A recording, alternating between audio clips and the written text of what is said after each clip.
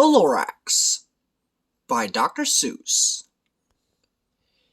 At the far end of town, where the grickle grass grows, and the wind smells slow and sour when it blows, and no birds ever sing excepting old crows, is the street of the lifted Lorax. And deep in the grickle grass, some people say if you look deep enough, you can still see today where the Lorax once stood, just as long as it could, before somebody lifted the Lorax away. What was the Lorax? And why was it there? And why was it lifted and taken somewhere from the far end of town where the grickle grass grows? The old Once-ler still lives here. Ask him. He knows. You won't see the Once-ler. Don't knock at his door. He stays in his lurkum on top of his store. He lurks in his lurkum, cold under the roof, where he makes his own clothes out of mufford moof. And on special dank midnights in August, he peeks out of the shutters, and sometimes he speaks and tells how the Lorax was lifted away. He'll tell you, perhaps, if you're willing to pay. On the end of a rope, he lets down a tin pail, and you have to toss in 15 cents a nail and the shell of a great-great-great-grandfather snail. Then he pulls up the pail, makes a most careful count to see if you paid him the proper amount. Then he hides what you paid him away in his snub, his secret strange hole in his grovelous glove. Then he grunts, "I will call you by whisper my phone, for the secrets I tell are for your ears alone." Slop! Down slops the whisper-my-phone to your ear, and the old Once-ler's whispers are not very clear, since they have to come down through a snurgly hose, and he sounds as if he had smallish bees up his nose. "Now I'll tell you," he says with his teeth sounding gray, "how the Lorax got lifted and taken away. It all started way back. Such a long, long time back. Way back in the days when the grass was still green, the pond was still wet, the clouds were still clean, and the song of the swammy swans rang out in space. One morning I came to this glorious place, and I first saw the trees, the truffula trees, the bright-colored tufts of the truffula trees, mile after mile in the fresh morning breeze. And under the trees, I saw brown barbaloots frisking about in their barbaloot suits, as they played in the shade and ate truffula fruits. From the rippleless pond came the comfortable sound of the humming fish humming while splashing around.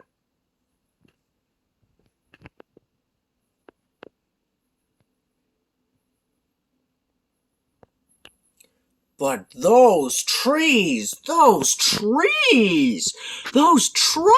trees! All my life I've been searching for trees such as these. The touch of their tufts was much softer than silk, and they had the sweet smell of fresh butterfly milk. I felt a great leaping of joy in my heart. I knew just what I'd do. I unloaded my cart. In no time at all, I had built a small shop. Then I chopped down a truffula tree with one chop. And with great skillful skill, and with great speedy speed, I took the soft tuft, and I knitted a thneed. The instant I'd finished, I heard a gazump. I looked. I saw something pop out of the stump of the tree I chopped down. It was sort of a man. Describe him? That's hard. I don't know if I can. He was shortish, oldish, brownish, and mossy, and he spoke with a voice that was sharpish and bossy. Mister, he said with a sawdusty sneeze, I am the Lorax. I speak for the trees. I speak for the trees have no tongues, and I'm asking you, sir, at the top of my lungs. He was very upset as he shouted and puffed. What's that thing you've made out of my truffle a tuft? Look, Lorax, I said, there's no cause for alarm.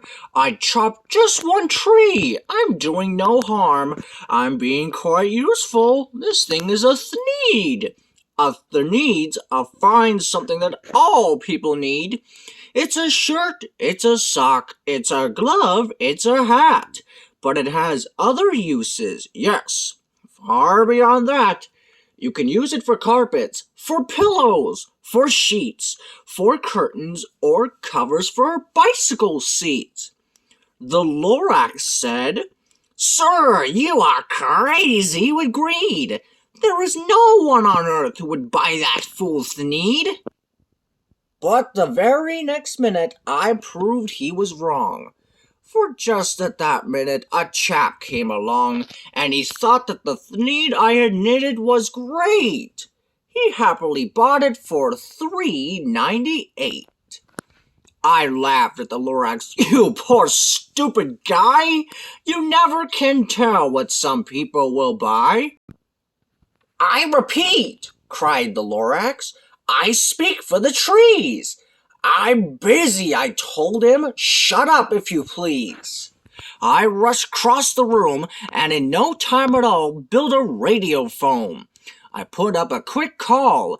I called all my brothers, uncles, and aunts, and I said, Listen here, here's a wonderful chance for the whole Once-ler family to get mighty rich. Get over here fast. Take the road to North Nitch. Turn left at Weehawken. Sharp right at South Stitch. And in no time at all, in the factory I'd built, the whole Once-ler family was working full tilt. We were all knitting thneeds, just as busy as bees, to the sound of the chopping of truffle trees. Then, oh baby, oh how my business did grow. Now, chopping one tree at a time was too slow. So I quickly invented my super axe hacker, which whacked 4 truffle trees at one smacker. We were making thneeds 4 times as fast as before, and that Lorax, he didn't show up anymore. But the next week, he knocked on my new office door. He snapped, I'm the Lorax who speaks for the trees, which you seem to be chopping as fast as you please. But I'm also in charge of the brown barbaloots, who played in the shade in their barbaloot suits and happily lived eating truffle fruits. Now, thanks to your hacking my trees in the ground, there's not enough truffle fruit to go round, and my poor barbaloots are all getting the crummies because they have gas and no food in their tummies. They loved living here, but I can't let them stay. They'll have to find food, and I hope that they may. Good luck, boys, he cried, and he sent them away. I, the Once-ler, felt sad as I watched them all go. But business is business, and business must grow, regardless of crummies and tummies, you know. I meant no harm, I truly did not. But I had to grow bigger, so bigger I got. I biggered my factory, I biggered my roads, I biggered my wagons, I biggered the loads of the thneeds I shipped out. I was shipping them forth, to the south, to the east, to the west, to the north. I went right on biggering, selling more needs, and I biggered my money, which everyone needs. Then again he came back. I was fixing some pipes when that old nuisance Lorax came back with more gripes. I am the Lorax. He coughed, he whiffed, he sneezed, he snuffled, he snargled and sniffed. Once-ler, he cried with a querulous croak. Once-ler, you're making such smoggleless smoke. My poor swami swans, why they can't sing a note. No one can sing with smog in his throat. And so, said the Lorax, please pardon my cough. They cannot live here, so I'm sending them off. Where will they go? I don't hopefully know. They may have to fly for a month or a year to escape from the smog you've smogged up around here. What's more, snapped the Lorax, his dander was up. Let me say a few words about Gluppity-Glup. Your machinery chugs on day and night without stop, making Gluppity-Glup, also Schloppity-Schlop. And what do you do with this leftover goo? I'll show you, you dirty old Once-ler man, you! You're glumping the pond where the humming fish hummed. No more can they hum, for their gills are all gummed. So I'm sending them off. Oh, their future is dreary. They'll walk on their fins and get woefully weary in search of some water that isn't so smeary. And then I got mad. I got terribly mad. I yelled at the Lorax. Now listen here, Dad. All you do is yap, yap, and say bad, bad, bad, bad. Well, I have my rights, sir, and I'm telling you, I intend to go on doing just what I do. And for your information, you Lorax, I'm figuring on biggering and biggering and biggering and biggering, turning more truffle trees into thneeds, which everyone needs. And at that very moment, we heard a loud whack. From outside in the fields came a sickening smack of an axe on a tree. Then we heard the tree fall. The very last truffle tree of them all. No more trees, no more thneeds, no more work to be done. So in no time my uncles and aunts, every one, all waved me goodbye.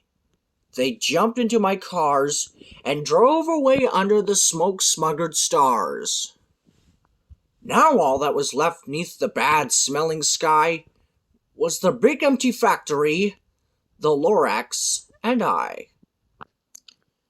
The Lorax said nothing, just gave me a glance.